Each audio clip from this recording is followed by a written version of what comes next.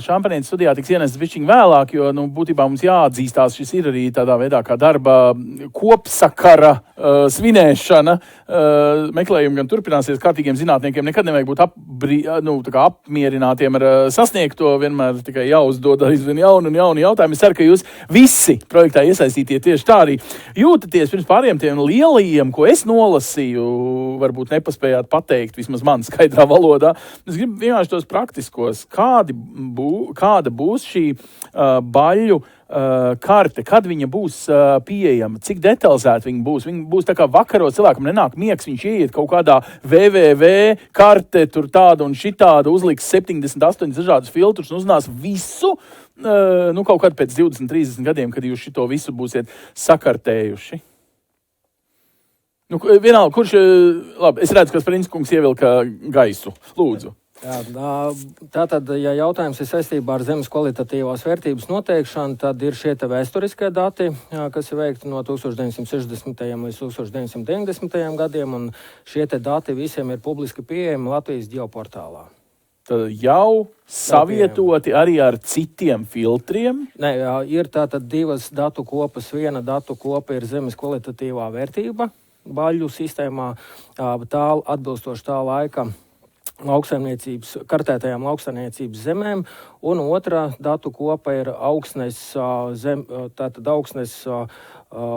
tipu izplatību karte un gravimetriskā sastāva izplatība. Kas ir brīvi pieejami dati, un es ar viņiem varu kaut vai raķešu zinātni tālāk attīstīt, jo Norvēģi nodokļu maksātāji un Latvijas nodokļu maksātāji par to ir tā kā samaksājuši. Pareizi? Nē, par šo ir iepriekš samaksāts sakot, jo tas bija viens cits projekts, kā rezultātā ir digitalizēts. Tātad no valsts zemes dienesta rīcībā esošajiem arhīviem šīs kartes ir digitalizētas un publiskotas vektoru datu formātā. Ja ir ģeotelpiskā programmatūra, tātad to var apstrādāt. Bet, Kristīna, ļoti nopietni, tad vairāki, gan Norvēģi teica, ka politiķiem tagad ar to rodas papildus atbildības un iespējas, piemēram, tajā un tajā vietā neļaut plānot fabriku, jo tā ir nenormāla auglīga vieta, un tur mēs plānosim pat ne privātmājas. Bet tur mums būs rudzu lauki. Un mēs tādā līmenī ļoti praktiski un tiešām ar pilnu atbildības sajūtu. Tātad, principā, sanāk, ka cilvēki, kas līdz šim par to nav domājuši, būs spiesti domāt, jo šie dati spēja mums būt gudrākiem, palīdz. Paldies par jautājumu. Tiešām arī tērzētavās mēs lasījām līdzīgus jautājumus, un varbūt precizējot arī šo pirmo jautājumu, jaunā zemes kvalitīvā vērtēšana šajā projektā nav īstenota. Mēs neesam skatījuši zemes kvalitīvo vērtējumu. Tas tiešām ir jauns atsevišķs projekts, kur iespējams būtu jāmeklē tātad jau finansējums. Tas, kas mums kā politikas plānotājiem šobrīd arī skatoties Eiropas zaļā kursa iniciatīvas, mēs esam secinājuši, ka uz vienu lauksaimniecības zemes hektāru šobrīd ļoti, ļoti liels spiediens, jo ir gan vides prasības, gan klimata politikas prasības, zaļās enerģētikas prasības, daudz tādi aspekti, kas mums ir jāsalāgo. Un tā saucās šī funkcionālā zemes izmantošana, tiešām vērtēt, ko tad ar šādu zemi mums darīt.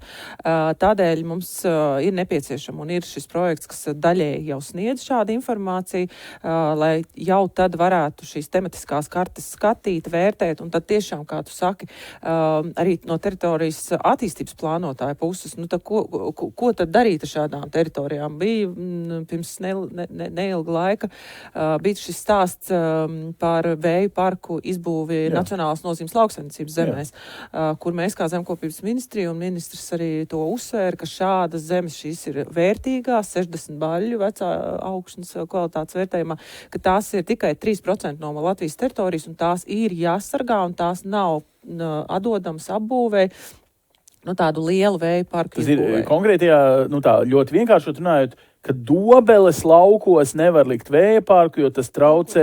Šie nacionālas nozīmes lauksaimniecības zemes, tās ir jāatstāja. Bet tad, skatoties kartē, ko jūs mums rādat no rīta līdz vakaram šodien, Bet Latgalē taisam visus iespējamos. Noķeram vēl Krievijas vējus. Mums ir noteikti jāvērtē, un šī situācija tiešām ir, jo Latgalē varbūt ir citi aspekti jāskatās, tāpatās mums ir jāvērtē pieejamā augsne, pieejamā infrastruktūra, un tā jāvērtē arī no ģeopolitiskās un no nacionālas drošības aspektiem. Daudz, kas ir jāvērtē. Bet tā ir taisnība, ka mums ir, lai mēs varētu pieņemt kvalitatīvus lēmumus un lēmumus, kas ir akceptējami no zemes īpašniekiem un apsaimniekotājiem, mums ir nepieciešama šādas te informācija, un informācija jābūt ir ģeoreferencētai, digitālai, lai mēs tiešām pamatotu savus lēmumus. Tagad, Imant, es gribu par ģeoreferenci tev paprasīt to... Jūs runājat, ka tad mēs būsim gudri un reģionu līmenī, piemēram, varēsim ieteikt jaunus tur mēslošanas paņēmienus vai tur tādus, šitādus, tiešām, jo ir taču, Lubāna, kaut kas pilnīgi savādāka ekosistēma nekā, saldus, ja, tā, lai vienkāršāk. Es šitādos rajonu novada līmeņos, man jādomā, kad jūs sakat reģionāli, kas tas ir? Eiropa arī ir reģions atsevišķi, visa Eiropa, bet jūs parādījāt, cik viņi ir atšķirīgi augsnes, vispār, nezinu, kaut vai izgaro vai neizgaro, sablīvējas vai nē. Latvijā mēs skatoties, mūsu valsts mērogā, mūsu šie te apstākļi, kādos augsnes ir iegūšas savas īpašības, atšķirās. Ar to atkarībā no mērķa, vai tas būtu vidas mērķis, vai tā būtu lauksaimniecības produkcijas mērķis, mēs varētu arī katrā reģionā nedaudz īstenot atšķirīgus pasākumus. Bet pasaka man tāda reģiona izmēru robežas pagasts, jaunais novads? Es varu mēģināt atsaukties teorijā.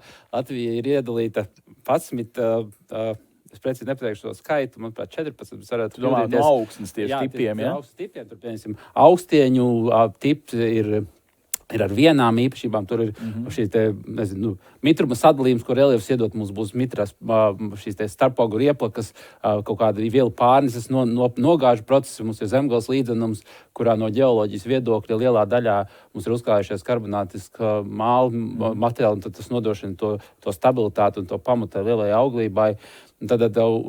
Šādos reģionos, domāju, tad var arī izcējas mums ir noteikts jau šīs lauksainicības nozīmes, šīs teritorijas, kurās mums ir šie lielās kaut vai guvumi no hektāra, lielāka produktivitāte. Tur šīs apsaimniekošanas procedūras, varbūt tā varētu būt teikt, būtu vienas. Mēs Vidzemes augstienē, tas jau arī savā ziņā kaut kur nāk caur praksēm, ko zemnieki īstenot. Tur ir ieteikumi, kā zemniekam dzīvot, vai kā noteikumi, bez kuru izpildes tu nedabūsi, līdzfinansējumu no kopējas lauksaimniecības politikas kases? Es varbūt par politiskiem lēmumiem nemēģināšu komentēt, bet tur ir arī daudzām lietām ekonomiski to var arī ieteikt, kas var dot labumu lauksaimniekam, varbūt izvairīties no nepareizām lietām, ko nebūtu jādara, vai gluži otrādi, kas būtu jādara, lai gribētu saglabāt. Piemēram, daudzās teritorijās, ja mēs gribam saglabāt augstu produktivitāti, tīpaši, kur ir paaugstināts mitrums, mums būtu jāgulda iekšā meliorācijas sistēma atjaunošanā.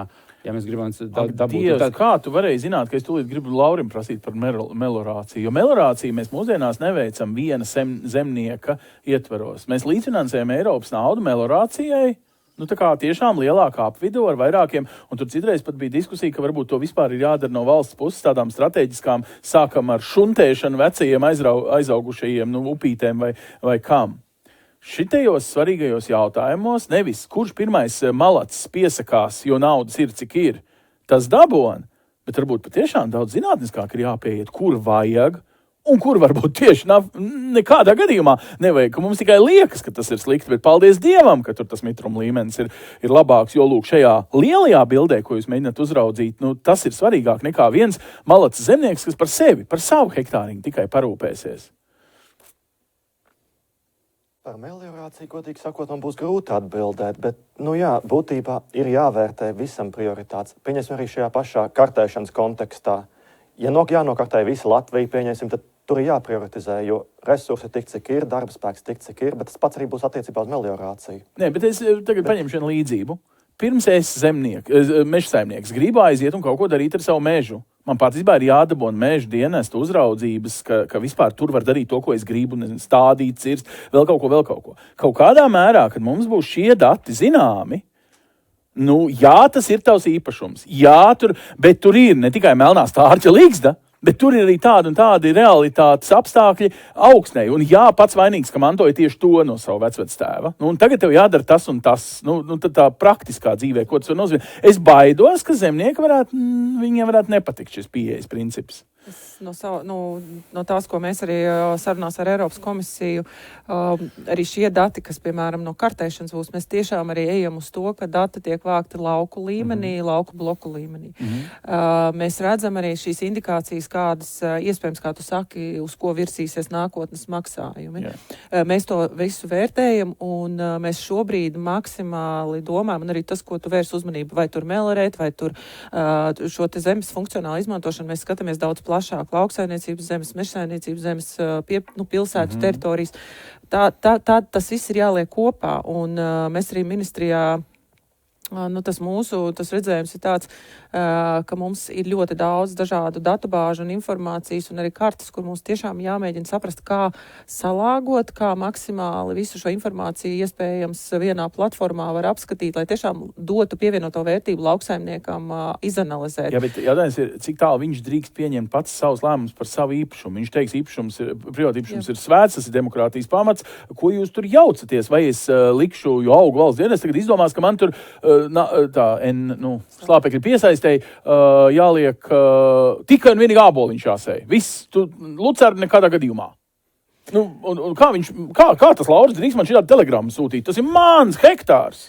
Protams, mums ir jau tagad ļoti daudz dažādu rīku, kur lauksaimnieki var paspēlēties vai pāanalizēt. Un es domāju, ka mūsu lauksaimnieki ir ļoti, ļoti gudri jau viņi analizē. Ko tad daudz? Tie, kas ir šajā konferencē, ir daži, kas nav atnākuši, domāju, un tie varbūt vēl nav tikuši. Varbūt viņi šobrīd nepiedalās konferencē, jo viņi lasa jaunāko literatūras par āboliņu. Bet katrā gadījumā mēs uz to arī ejam, lai dotu maksimāli šo te iespēju variācijām. Es nedomāju, ka mēs tiešām varam teikt lauksaimniekiem ne tikai šo un nē, bet tai pašā laikā lauksaimniekiem ir jāspēj analizēt. Iespējams, arī tas āboliņš vai lucerni ir jāienes augus, saka, nevar audzēt iespējams tikai 10 gadus. Bet jūs pagaidām esat laipni. Man ir tāds sajūta, ka ar laiku tā būs jau tāda direktīvāka saruna. Parādi man, ko tu 10 pēdējos gados tur bija sasējis. Tāpēc, ka šajā reģionā vajag piesaistīt slāpekli. Mēs šodien jau to visu redzam, jo mums ir visu lauku dati un tie arī krāsies. Tā kā es domāju, ka ir, lai mēs izvairītos, mans priekšlikums, lai izvairītos no kaut kāda diktāta, ir jānāk uz sarunu, ir jābūt izpratnēji visos līmeņos, tāpēc ir zinātnieki, ir lauksaimnieki, ir politikas veidotāji, un kā Valters minēja, ka bieži vien šos terminus, ko saka zinātnieki, to varbūt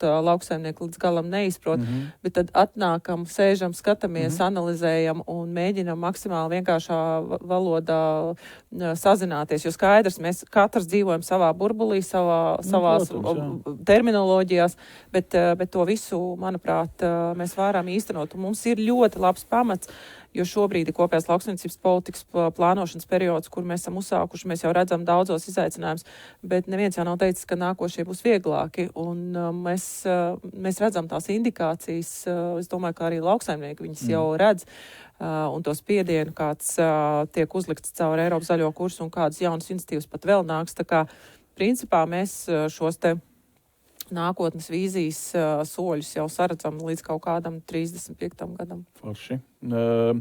Abiem profesoriem es gribu prasīt tā.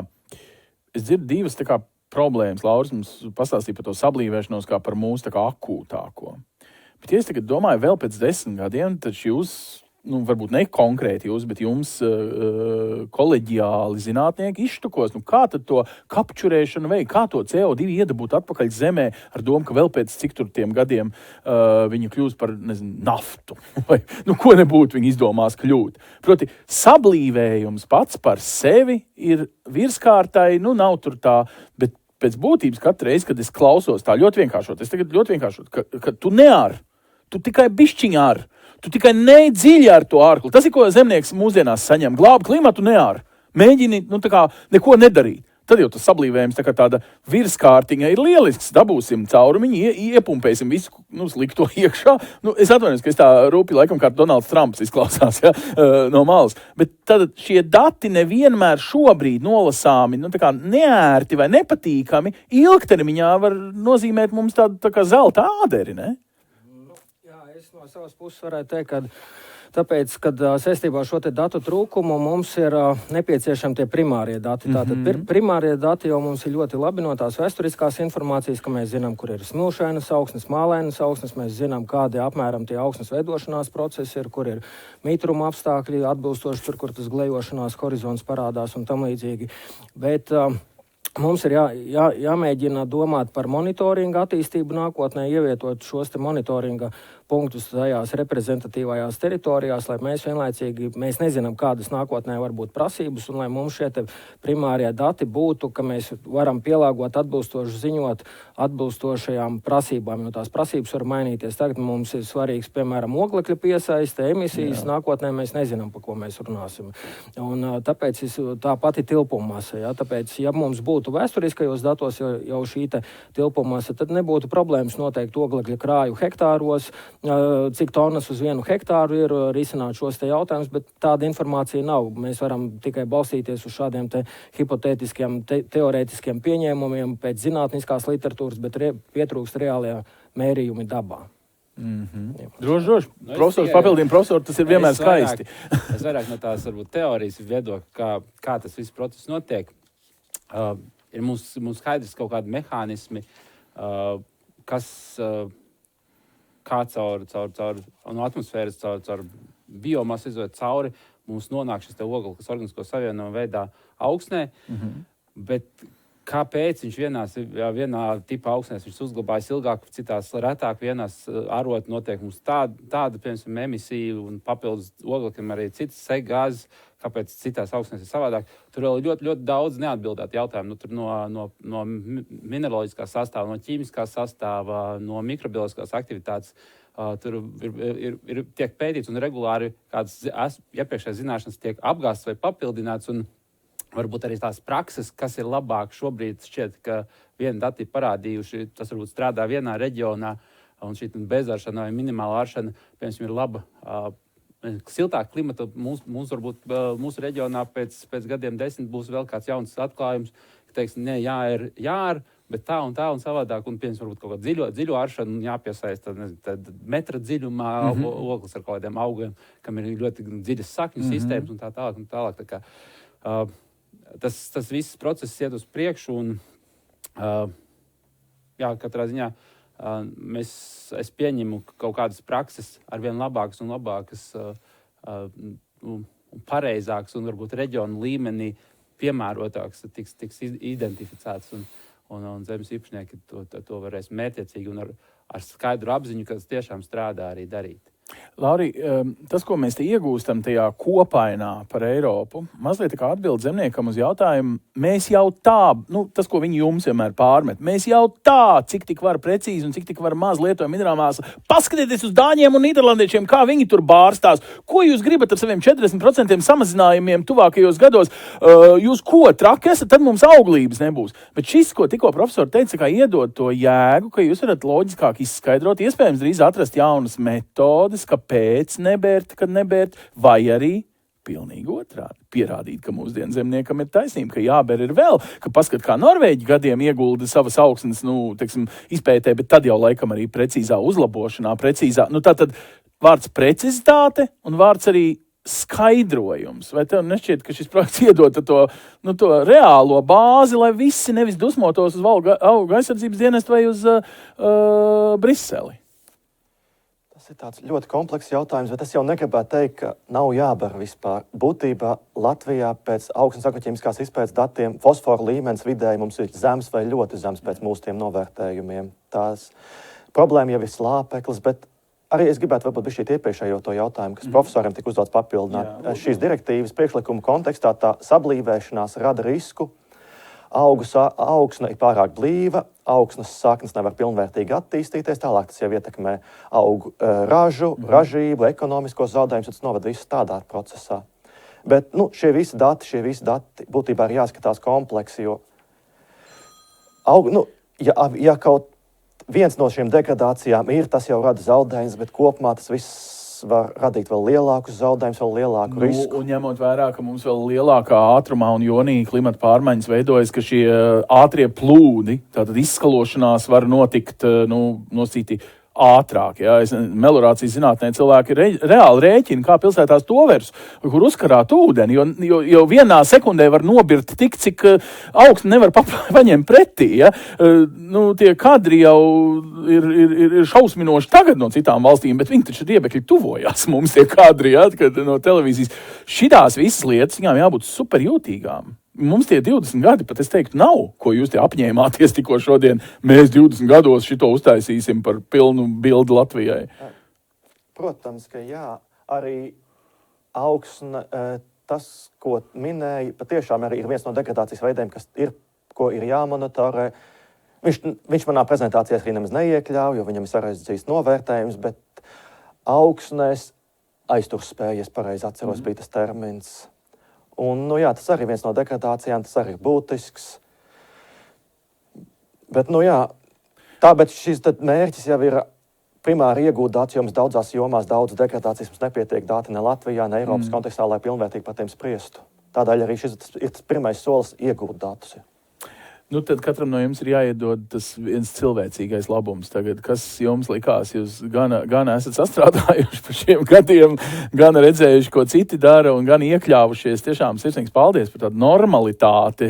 Mēs esam normāla valsts, mēs darām savu darbu normālā ātrumā un bez kaut kādas panikas vai pelnu kaisīšanas. Kaut kam pelni var noderēt vienā otrā augsnē, vai ne, ja uzbēr. Tā kā var arī pakaisīt pelnus. Ir katram viens kaut kāds vārds vai teikums, kas ir tā spilgtākā emocija, ko šis ir devis. Man kāpēc liekas, Kristīna, mēs te par tiem pieminekļiem runājam, ka tas pats ir riktīgi nopietnas tāds gandrīz mūža darbs Latvijai. Laikam man jāatzīst par tiem pieminekļiem runājot, mūsu kolēģis, kurš šobrīd strādā Rīgas mežos, tad, kad mēs šo projektu pieteicām un strādājām pie tehniskās specifikācijas, tad tā arī viņš teica, principā šis projekts ir piemineklis jāceļ neatkarīgas Latvijas laikā, jo, lai kaut ko tādu īstenotu, bija nepieciešams, protams, finansējums, kas no Norvēģijas karalistes tika arī piešķirts, bet arī brīnišķīga komanda un komanda. Mēs varējām, man liekas, man ļoti patīk, kad tiek piesaistīti jaunie pētnieki, studenti, ka parādīt viņiem, ka ir pievienotā vērtība tam, ko viņi mācās, un ka viņiem šīs iespējas ir ne tikai iespējas kartēt, ne tikai staigāt pa lauku un strādāt varbūt valsts auga aizsardzības dienestā vai palīgt zinātnē, bet mēs arī gaidām jaunos politikas veidotājus. Jā. Man gan teica, ka pie jums esot diezgan vēsi, ka tā esot vēsa darba vieta ziemā. Bet var jau iziet ārā. Ja kārtīgi strādā, tad paliek karsts. Un mums nevienu brīdi nav bijis ļoti vēs. Bet projekts ir tiešām iespaidīgs. Lieliski. Ko, tad mīlēt Latviju arī tās dzīlēs, tā sanāk. Šis projekts ir devis iespēju ne tikai iemīlēt Latviju, kā tā izskatās no virspuses, bet arī no dziļuma, ja? Tā var teikt, Raimond? Varētu teikt, ka jābūt mīlošiem, jābūt atsaucīgiem, aktīvi jāmēģina iesaistīties šajās te zināšanu pārnesē un tam līdzīgi, jo Latvija ir ļoti labos dabas vides apstākļos, kur mēs varam novērot faktiski gandrīz visus augsnes veidošanās procesus. Ja runājam par augšņu klasifikāciju, pie mums ir lielākā daļa no šīs starptautiskās augšņu nosaukumiem un tipiem izplatības, un vienīgais jāstrādā uz šo te kapacitātes noturēšanu, un lai būtu šīs te secīgums, un arī projektiem tā tad ir jābūt šim te secīgumam, ka mums ir primārie dati, un pēc tam mēs strādājam uz sekundāro datu ražošanas, ka nedrīkst palaist nenovērtētus tos aspektus, kuriem varbūt būtu jāpievērš uzmanību. Vienīgais, kas mums nav no tevis, es nolasu, ir Tuksnesis un Savanna un kas vēl? Tuksnesis. Latvija ir pievienojusies konvencijai par pārtuksnēšanos un zemes degradāciju jau 2000. Gadu bet tas nenozīmē, ka mums drīz būs Tuksnesis kādā Latgales ciemā. Nē, par tuksnešiem mēs nevaram runāt, jo mūsu klimata apstākļos tas nav iespējams, bet šī te konvencija attiecās uz degradācijas riskiem. Un līdz ar to tas jāņem vērā. Jo agrāk vai vēlāk tas būs jānosaka, un tad būs viss atkarīgs no tiem datiem, kādi mums ir. Ja mums šie te dati nav, tad attiecīgi valstī būs zaudējumi. Iespējams finansiāli varbūt. Iman, tu teici, ka tev bija iespēja salāgot veco ar jauno sistēmu, pamanīt to, kas saslēdzās un to, kas nesaslēdzās. Bet mēs vienlaikus neradījām jaunu, mēs vienkārši iekļāvāmies tajā normālajā, globālajā, rietumnieciskajā skalā, ja tā var teikt. Ja? Tas baigi nopietni. Augsnes. Tātad šis, savā ziņā tam 2 pagastiem šis materiāls ir jauns, jo pierādās, ka mēs varam šobrīd labāk un precīzāk to darīt. Tas tādā ziņā, tas, man liekas, tas produkts ir jauns. Bet tas paspēlētājs ar tiem vārdiem jaunais un vecais, tad es gribēju šo visu kā pēdējo vārdu pārcelt uz vienu citu pieredzi, kas ir gūt uz lauka, ka vien biežāk tiek sastapt jauni cilvēki laukos. Tu domā, tie, kuru laukā tu rakies? Jā, kuru laukā.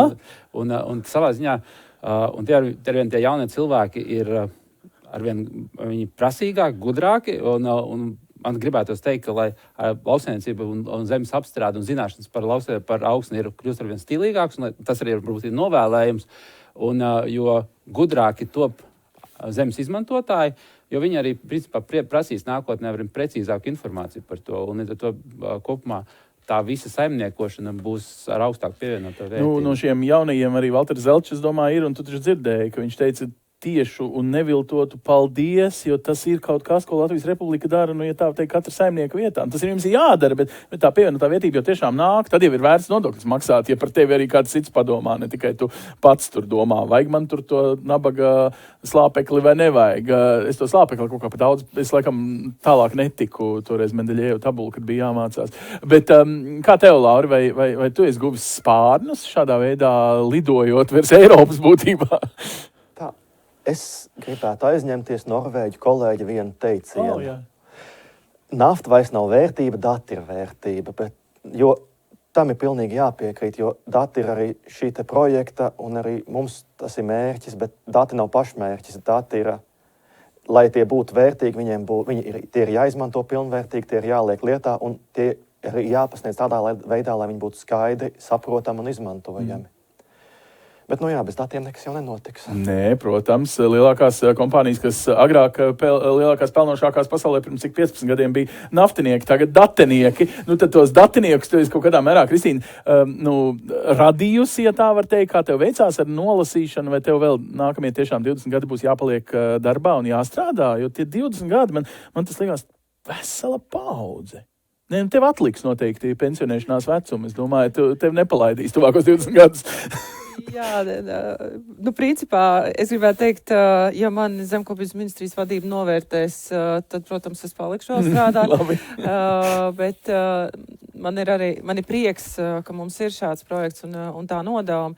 Tā pašā laikā man ir arī nelielas, pat ne skumjas, bet tāda bailes, jo es zinu to apjomu, kas ir vēl jāpaveic. Tas nav tikai un vienīgi par zemes kartēšanu, bet es redzu, kā šie dati aug un es redzu, kādus dokumentus mēs varam palīdzēt komentēt, kā mēs varam gatavot jaunas argumentācijas, mēs varam domāt par saimnieku līmeni saimniecībās līdz pat emisiju aprēķināšanas kalkulatoriem, mēs varam analizēt par, kā tu minēji, piemēram, ar šo par oglekļa noglabāšanu, tu teici capturings.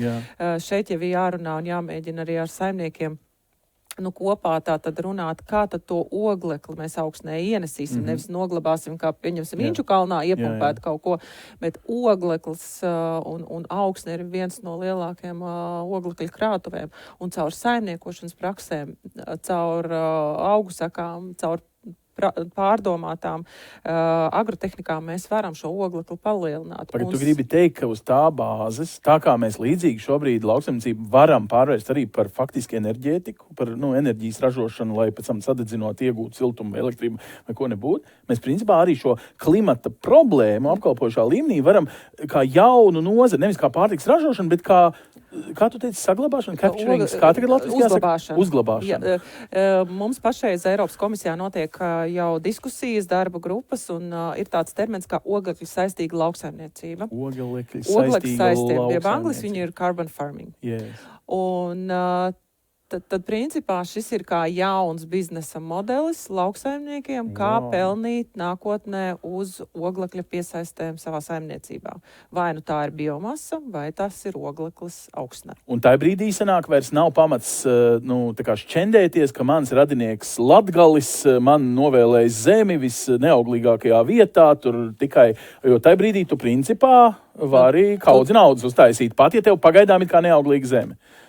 Katrai augsnē ir sava kapacitāte, cik spēju tā piesaistīt oglekli, bet ļoti daudz ko var izdarīt ar saimniekošanu un diversificēt savu ražošanu. Uz to mēs arī skatāmies nākotnē. Tātad sanāk, ka vairs nav jāiegulda pensiju fondos, tagad ir jāiegulda tomēr atkal zemē. Ja? Būs tur atkal ko ieguldīt, un tad augs, un tad mēs būsim visi bagāti. Visi, kas bija šodienas konferencē. Ja vispār ieguldam, tad ieguldam Latvijā. Protams, nav variantu. Laiku, naudu, darbu ieguldam. Tagad, cik es saprotu, vajag arī dziļi ieguldīt, jo tad nebūs tas sablīvējums tur dziļumā, ja? Jo tad kaut kāda uzrušināšanas procesa arī nāks klāt. Labi, es ceru, ka es jūs arī mazliet uzrušināju un ar tādu slavas un gandarījumu vitamīniem jūtaties lūdzu pabarot, gluži kā katrs, kas piedalījās šajā projektā, šajā noslēguma konferencē. Mēs aizkadrā uztaisīsim mazu ballīti, pašvainīgi, ka neatnācāt klātienē, bet jums visiem, kas sekoja mums tiešraidē, mēs tiešām no prieka un sajūsmas nevaram vien beigt, kā redzat, solījām, bet nokavējām pāris minūtes, piedodiet. Toties, jūs jau dzirdat, ir vērts piesakot, ir vērts pasakot, ir vērts saprast, ka šī būs nopietna saruna ilgtermiņā, un tur būs arī mūsu konsekventi kaut kādi lēmumi. Tu gribi mazu reklāmas pauzu uztaisīt? Ar tevi vēl runāšu, vai ne? Aizkadrā, jā? Aizkadrā. Nē, vai tagad? Tagad, aiziet, saki tos savus noslēguma vārdus. Es jau gandrīz noslēdzu, piedodiet, iejaucos. Jā, es vēlreiz vēlējos pateikties visiem, kas šodien piedalījās un klausījās, un visa informācija būs mūsu mājaslapā.